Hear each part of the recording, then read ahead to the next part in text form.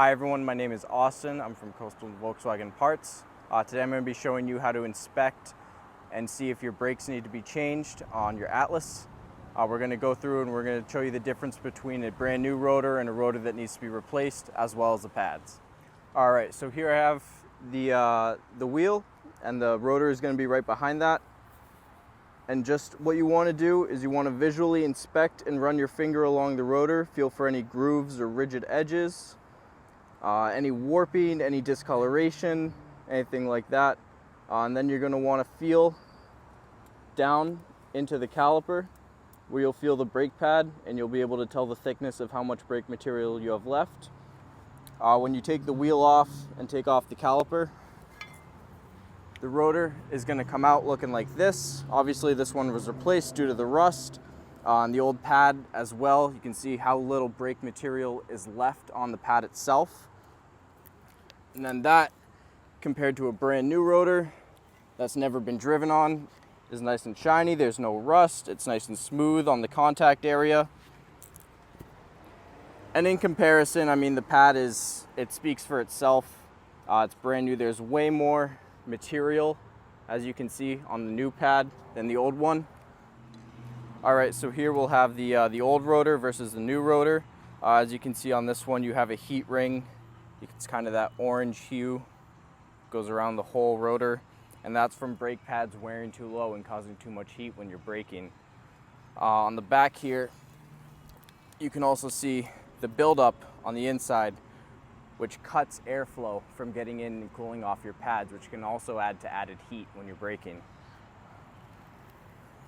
All right, so these are two options for the rotors that you can have on your Atlas. You have an uncoated rotor and a coated rotor.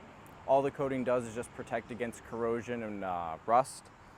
On this rotor here, you can see the vents come through and they get channeled behind your hub, so that way it cools the brakes as you're driving.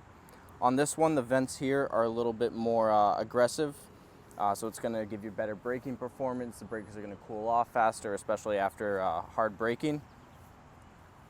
And then on here, you'll be able to really see the difference in the vents, as these are much thicker than the ones over here, allowing more air to come through that rotor and cool off those brake pads.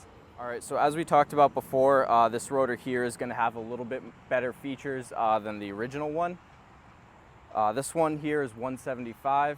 This one here is $95. As you can see, there is a huge difference, especially when you feel the weight. This one's going to be a lot lighter. It's also made of a harder metal, which means it's less prone to warping or heat damage. And this one is by far, hands down, the one you want to go with.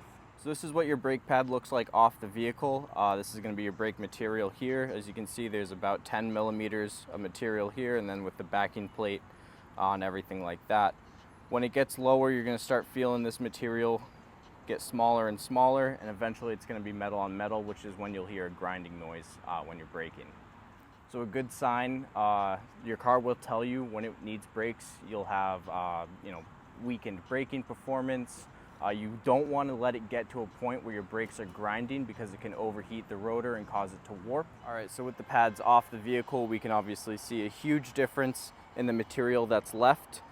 This one has fresh material, it's not been driven on. This one is after we've taken it off the vehicle and replaced it with fresh pads. You can see there is a huge difference, and what this does is that as it reaches the end, it starts absorbing more heat and heating up more, and that can cause your rotors to warp and cause a higher repair bill. So it's better to change your brakes sooner instead of letting them get down to 1-2 millimeters, as it could save you a lot of money in the long run. One more thing I want to stress is that when you do eventually get to replacing your brakes on your Atlas, is once you get to putting the new pads on, you want to add grease to the ends, or we call the ears of each pad. And what this is going to do is it's going to allow that pad to slide back and forth in the caliper bracket smoothly, because if that gets hung up, it's going to start wearing one side unevenly, and you're going to have an angle in the brake pad, and that's going to cause premature wear on one half of the pad.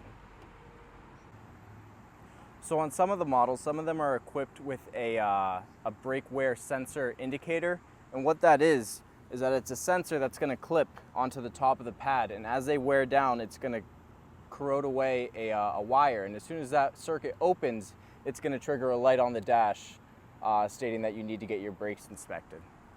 Experience the Coastal Guarantee, better pricing, better service, surprisingly simple.